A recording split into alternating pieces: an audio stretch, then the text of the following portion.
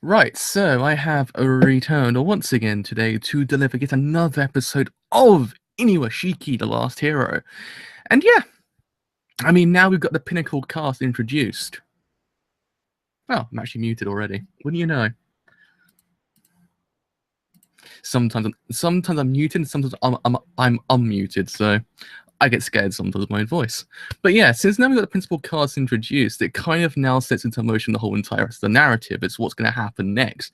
What are Hiro and Ichiro going to do with their powers? The whole entire thing. So I'm actually kind of interested to see where this actual series goes in that respect, and whether or not it actually might raise some questions about the sense of morality in the show. Because there's evidence of it. So I'm like, will they or won't they go very far into the whole entire thing with it? But let's see. Let's see how it all turns out. So let's bring Amazon Prime over there. This actual show premieres at really random times. Some days it's at 7, some days it's at 6:50. It's extremely random. So I read it this morning. I was like, oh, it's already out. I was like, oh, not this morning, but about 10 minutes ago. I was like, huh, it's already out. It's interesting. I thought it'd probably be out like 7:30, but nope, 6:50 my time, which is better for me actually. So anyway, let's start this thing in 3, 2, 1. Let's begin now.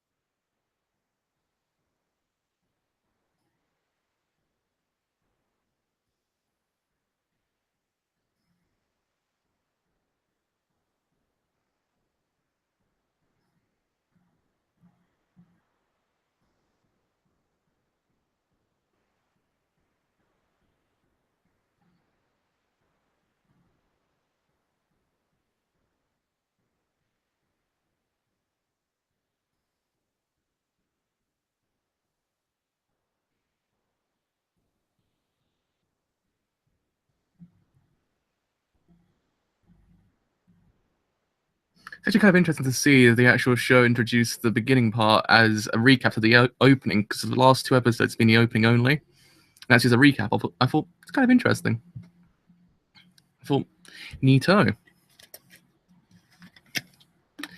Because that stare that Ichiro gives Hero is actually kind of, it has a volume to it. Like, it's actually kind of like one of those stares. It's like, damn. A stare has so many words to it that even Dollar can actually even do.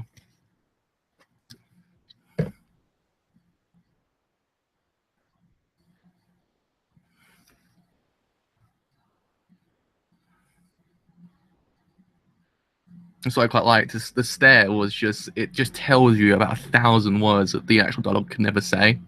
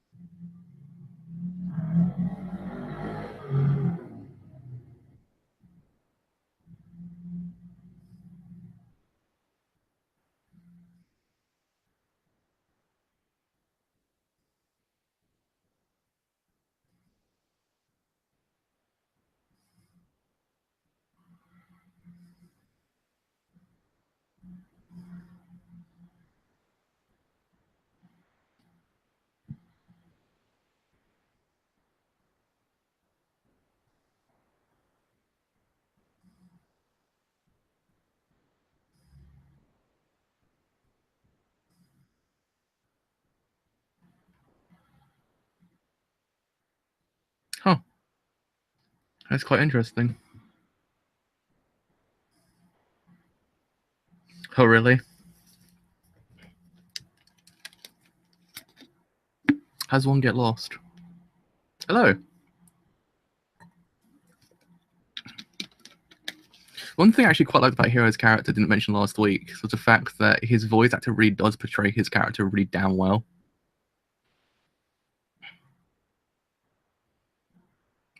He nails he nails his character perfectly.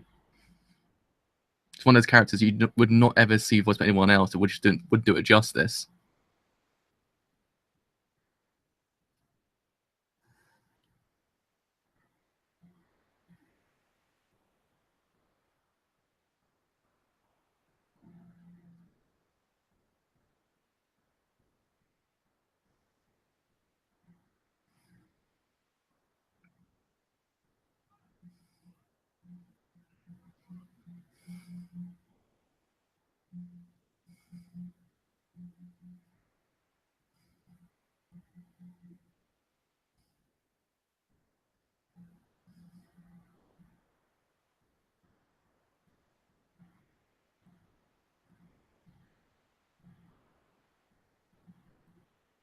Oh, really? Thank you.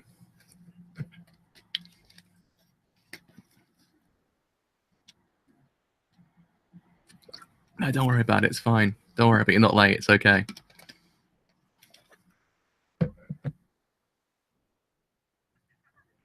You're not late. Don't worry about it.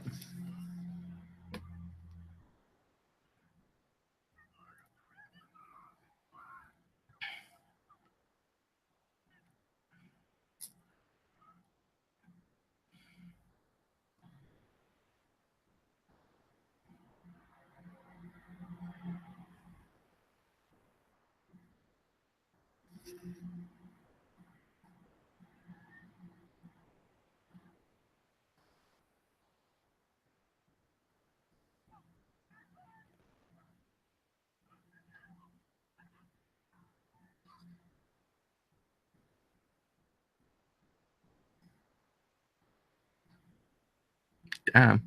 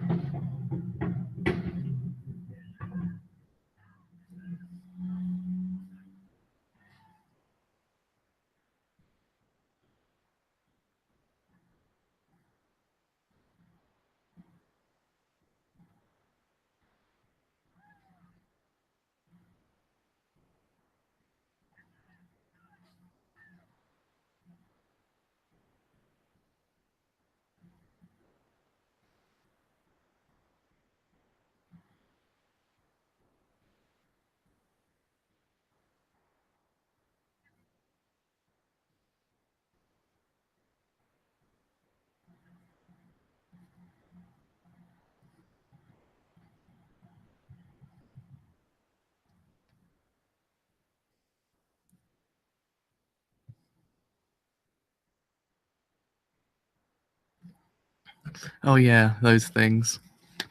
Never really been a big fan of them, but can't do anything about those, I guess.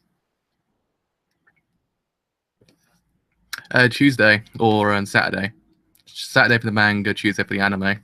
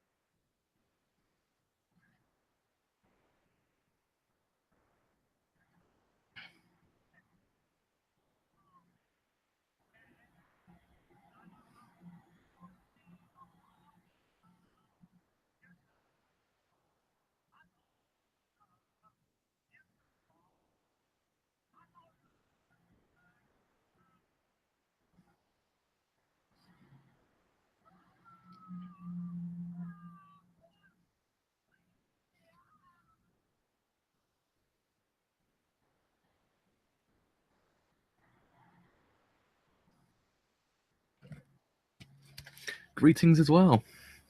Greetings as well.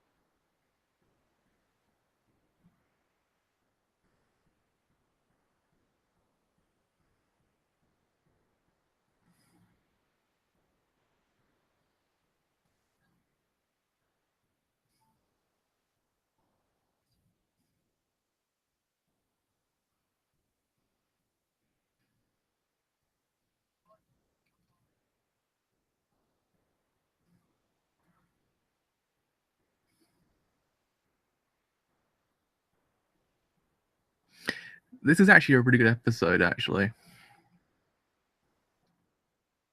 was actually a really freaking good episode.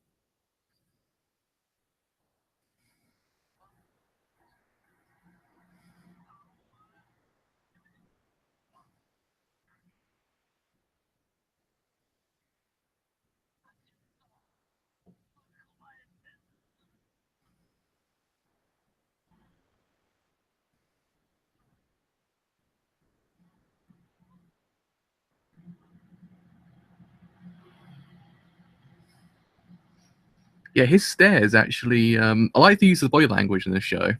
Like, one of the things I never noted, but the body language is actually really freaking good because it kind of, again, it kind of tells you it tells you how they feel, how they act, just through the idea of their visuals.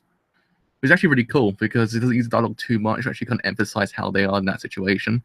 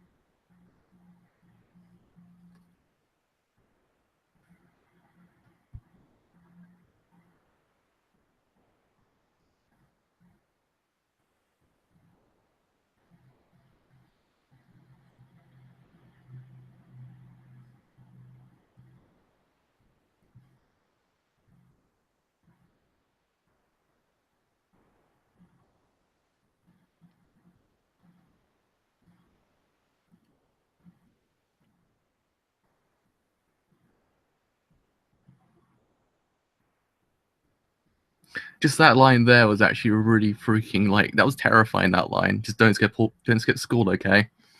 Just, you can see the stare in his eyes as well. It was pretty terrifying. I've not been fully on board with Hero's character so far, but that was pretty freaking terrifying.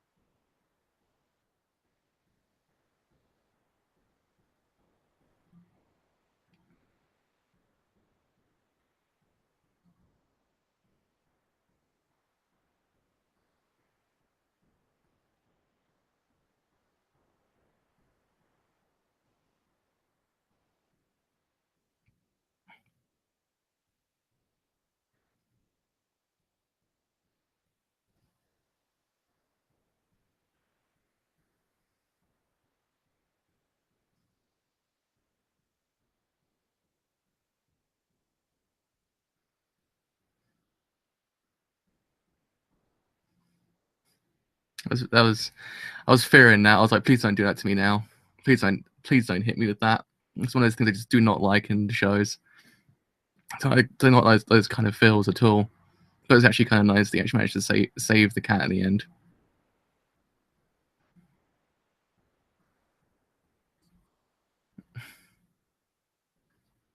It's probably that Hichiro's character is so freaking nice. It's one of those things that what happened to him before the whole entire events of the show was even just hits you even harder when you think about it. Like, he's a person that's fundamentally doing the best for everyone else as well now.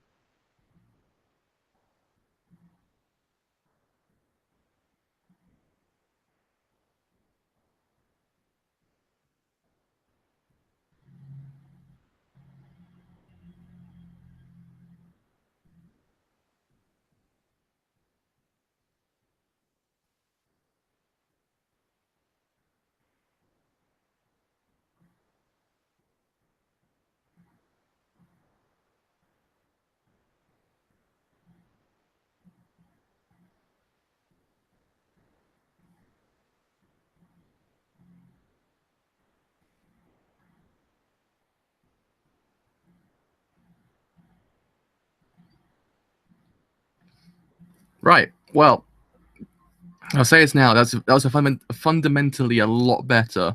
Like, speaking of the previous episodes and what had problems with them, that one was a marginally, like, about 10 billion times better.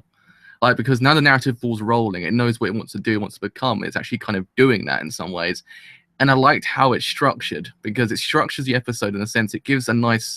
It's a nice amount of time to Chihiro's character, at the same time also Hiro's character as well. And it allows you to see the contrast in their character. Granted, yes, it's extremely noticeable. Like, the contrast there, like, kind of, it's very set in stone, the contrast, and that one's pure evil, one's pure good. Is that whole entire idea. So he's doing anything different with that whole entire idea. But the way it structures it, it kind of gives it enough time to actually kind of make those whole entire events kind of fall into place a little bit better, to flow. Because one of the major gripes out of this show is the pacing. The pacing sometimes does tend to kind of falter in its own way. Not as if it's kind of always bad, not always bad. It's kind of hit and miss sometimes. Episode 1 was kind of way too fast. Episode 2 kind of slowed down ever so slightly. But now we kind of got a gist of the characters themselves and how they work, and the world itself as well. The flow of the narrative structure actually works a lot better now, like, than it did beforehand. Right. Okay. Oh, now let's talk. Well, now that I actually can't speak. Well, now let's speak about the episode itself, because there's a lot to talk about. Actually, I think the episode did quite a bit. Like, it kind of the obvious things it did was it kind of made Hiro's character to be the, like, most evilest person in the whole entire universe, which it did perfectly, because there were certain points it's kind of like you're just sitting there going, dude, stop. Like, it was a bit too much at points. The whole thing with the school was just like that. It's just Jesus Christ. I was like, that's just no. And then the whole entire thing with at the end with the family itself, it was one of those things that it kind of let imagination do its kind of what was going on in there, so it's actually showing it, which I thought was actually kind of a lot better than what it did last week. Last week, it kind of just showed you the whole entire thing of how much destructive power he has and how much he doesn't care. This one allowed you to actually kind of just sit there and wonder what the F is going on in there. It's just one of those things that kind of, I liked it because I didn't like the events itself, but I kind of liked how it was presented because it just kind of, it stood there at a long shot of the house while he was doing everything else inside the house. And it just kind of made you go, what is he doing in there? Who's he killing? All those kind of things. It's one of those ones, it kind of is, I wouldn't call it show don't tell very much because it doesn't really show too much. It doesn't tell you anything either. It kind of, it lets the viewer decide what's going on inside there, though you kind of gather what's going on, but it allows you to actually kind of piece together yourself the whole entire event, which I thought, okay, that was actually kind of neat. That was actually kind of neat in that regard. But man, it's just like, dude. I mean, it hasn't got to the point where it's kind of exploring his character to the point where it's kind of like explaining why he's that way, which is kind of like, yeah, you kind of want the mystery to be there. I said it last week. It's as if like the whole entire idea of you have to kind of tell you straight away why he's that way. No, but a small snippet here and there kind of allows you to realize, okay, that's why he's that way. Because the only snippet we actually got of that was the fact that as a child he didn't really care about anyone else. That's all we know. We know he's a kind of a sociopath. Well, now we kind of know he's a psychopath. Like he's kind of both at this point. But I thought it was kind of one of the things I actually really did like as well is the fact of the body language. The body language really does dictate a lot more than what the dialogue actually kind of portrays. It's one of those things that it's kind of, that bit when he's walking away from under was actually amazing because you saw that stare. You just saw him say, go to school, okay? Like, just don't skip school. I thought that was great because it kind of tells you straight there that Andor's got a fear for his own life now because he's kind of made a mortal enemy because you know where he's coming from. He doesn't want to be with a person who just mindlessly kills everyone without kind of any remorse. He doesn't want to be like, he doesn't want to be that person, but now he's kind of in turn a mortal enemy, which then kind of puts his life in danger. Kind of sitting there going, Jesus freaking Christ, if he does a wrong step at any point, he is screwed. Like, he is screwed because you know what he's like. You know what Hero is like at this point. Hero is a kind of character who will just kill out of nothing. Like, he's a person who doesn't like kills them. Like, he just walked into that family, he's murdered them without any remorse. It just tells you straight then, you can't ever trust his own actions. Which then feeds into another thing, which kind of does, in theory, actually complement Hero's character. It's his unpredictability. Because of how much he doesn't care, you just don't know when he's going to strike, which actually does lend itself to a lot of mystery behind it, because you're just like, what is he going to do? Who's he going to target next? Because that whole entire thing at the end with the kids, it was kind of like you were sitting there going, please, for the love of Christ, do not just do that. Do not do that. Because the thing with the family was absolutely disgusting. Like, dude, you're a disgusting person. Like, you're beyond anything at this point. You're lower than scum at this point. Like, but it was just that thing of, do not go that far. Do not do that, because it's just kind of like, even if there's reconciliation, we just kind of like, what's the point? Like, you're still scum. You're literally still scum.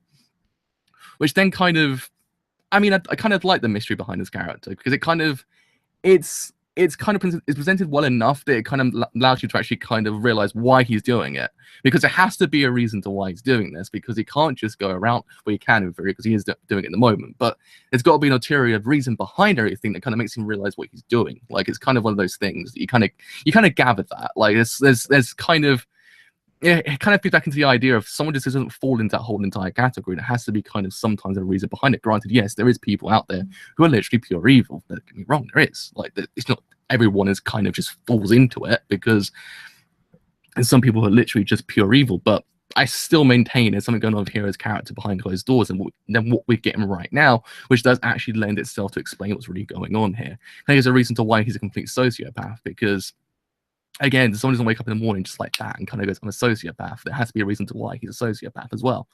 But overall, the episode was actually freaking awesome. Like, in a sense of how it portrayed Hero's character, well, not in the sense of Hero's character, I went through that already. Ichiro's character. I thought Ichiro's character was really, really brilliantly presented, because it was kind of one of those things of the hero's journey. It kind of feeds back into this idea of kind of like the theory behind the hero's journey. This whole entire idea that it's kind of there's a lot of things he has to overcome before he actually becomes that hero. Granted, at this stage, he kind of is in some aspects a hero, but he hasn't got to that whole entire bit where he's actually a fully fledged hero. He's still kind of in his preliminary stage, which I actually quite like about it, because certain aspects, certain other shows, they might in theory just throw him into being a hero and that's it, and it kind of won't. It doesn't. You kind of don't feel so connected to him because you're kind of like, okay, so then there's no point ever feeling any emotion towards him because something will happen to him because he's actually a complete hero. You don't feel anything. But the way it's kind of structuring Ichiro's character is allowing you to kind of grow with him as the events go on, because, and you're growing to like him as well, because he's very, in a certain aspects, rusty in this whole entire thing. He doesn't even know how to fly. It's actually one of those things. I quite like how it's presented, the whole idea of how he's actually able to fly, because it's not like it just happens out of nowhere. He can just fly. Like, it was actually really nice because you had to get used to it, the whole entire thing. It's kind of nice in that regard because he's growing, and then we're kind of growing with him. We're kind of growing attached more to him. It kind of is nicely structured because of that.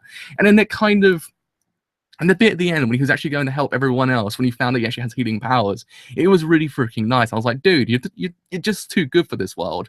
Like, the world that kind of gave you, you're just too good because no one cared about you. You're just going around healing everyone else.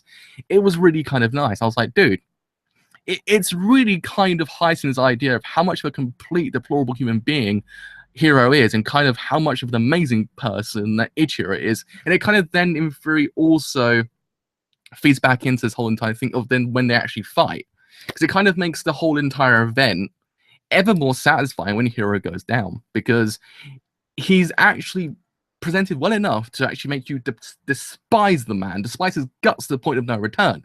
So when he actually comes to fight him, you're kind of like, Ichiro, do it. Ichiro, just kill him right now. Just do it, because it is kind of structured that way. It's why I kind of like it. I liked how it was structured this episode, because it gave enough time to both of them to kind of make you realize your feelings towards both of them as well. Because again, last week you're kind of like, yeah, we hate that dude. We hate Hiro's guts. We do. We're kind of like, yeah, we don't like him. But this episode kind of re-solidified that whole entire idea to the point of no return. Like, this point, he's actually literally the worst human being on God's earth. Like, he's beyond anything at this point. As I said beforehand, he's beyond anything at this point. And yeah, and here, and Ichiro's character is kind of like he is literally kind of like a saint in some aspects, kind of like a god character, because he's kind of got this power, but he's doing good with it. I actually kind of like it. Just makes that whole entire experience at the end kind of more satisfying, because you're kind of like, yeah, the structuring is allowing you to do that. It's kind of nicely structured in that way, because certainly beforehand, the kind of episodes centered on one character or both, but that actually allowed one more character to be more kind of focused on than the other. But this one's actually kind of allowing equal measures towards both of them to actually allow them to both be kind of characterized to the point that you kind of, you know who you kind of, you know your feelings towards both of them is what I'm trying to say.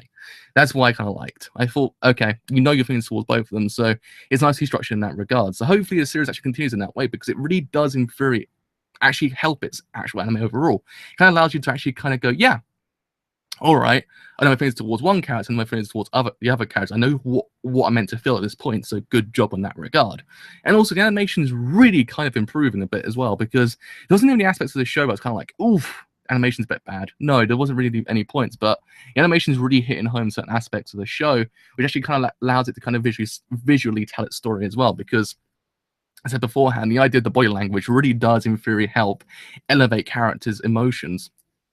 Because in theory, that whole entire event of Ichiro kind of looking at Hiro, he could have said, look, I'm going to take you down, and it would have the same impact, but without the dialogue, it kind of just tells you straight away how he feels towards Hiro's character. I thought that's actually kind of neat, because it just doesn't do anything else with it, but it kind of just tells you straight away, just through visuals and body language. It's actually one of those kind of, in certain aspects, lost art, the idea of how to use body language correctly, because it kind of just tells you straight away, yeah, he does not like him at all. He will take him down at one point. And I actually kind of, adios. I actually kind of liked it. I thought, good job on that regard. I thought there was actually kind of one of the more neater aspects. And the fact of that, as I said beforehand, with Hiro's character, the idea of when he kind of walked away from Undor and actually had a death stare in his eyes, it was actually freaking neat, because it was terrifying. It got underneath your skin. And the fact that he goes, there is no evidence to what I'm doing here, it gets underneath your skin so goddamn much, because you know they can't prove anything.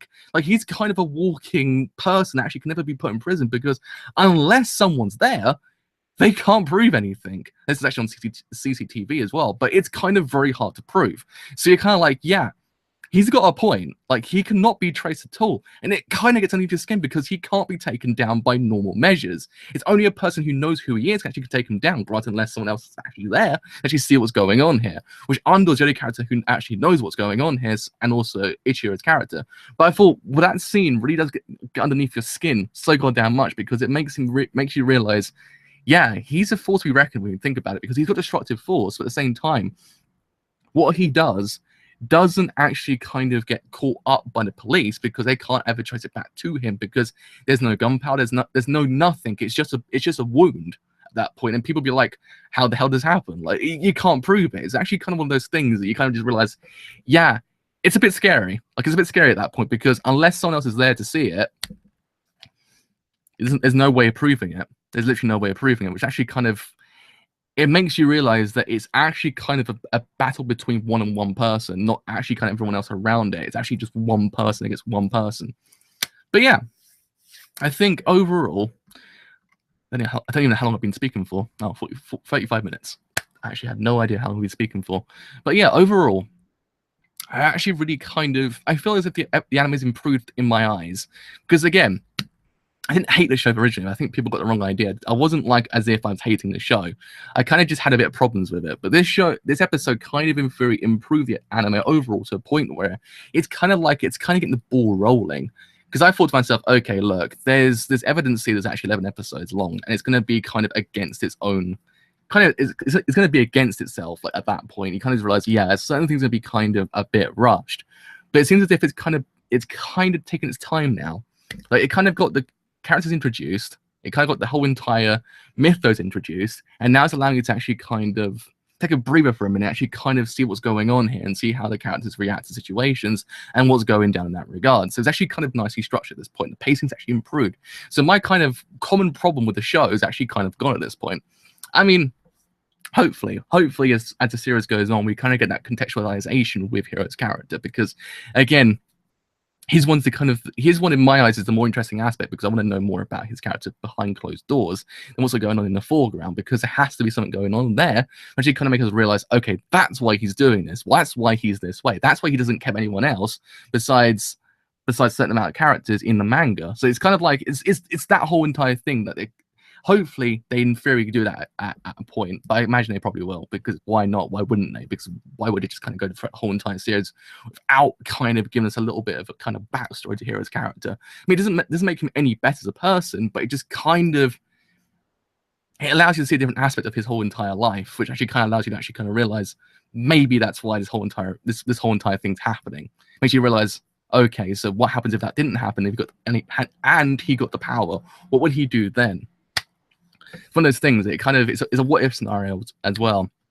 But yeah, I mean, I kind of like the series at this point. I like how it's going now. I like it. I think it's got its ball rolling. It's kind of like it needs to kind of maybe in theory be a little bit longer in the sense of episode count, but I think it will tell a storyline. It will tell a story that's kind of justified at the end. I think you won't waste your time by the end of it. I think it's one of those things that you might in theory kind of leave it like, yeah, there might have been a kind of a better anime in there if it was 25 episodes long, but I still leave the show kind of a little bit more satisfied than I would before if it wasn't actually kind of betterly done.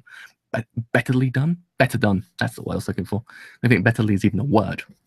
But yeah, I mean, now it's kind of what will Hiro do next?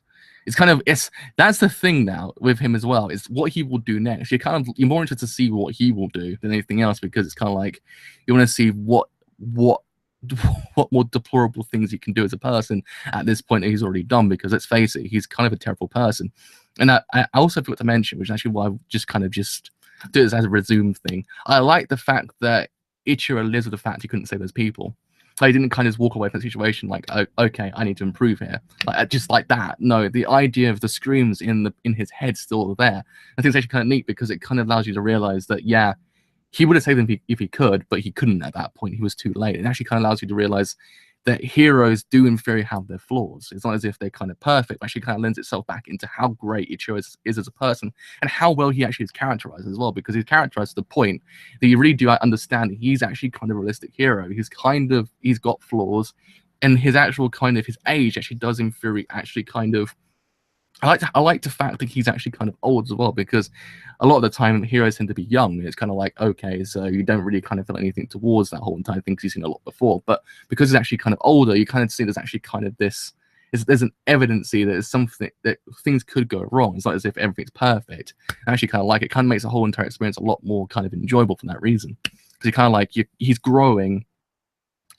He's kind of growing at a kind of a steady rate, and it's actually kind of neat for that reason. So yeah, I mean overall, really freaking good episode. It really was. I think as an episode number overall, I'll probably give it about maybe an 8.5 out of 10. I think it went from about 7.8, which I had last week, which I didn't think was bad, but I don't know.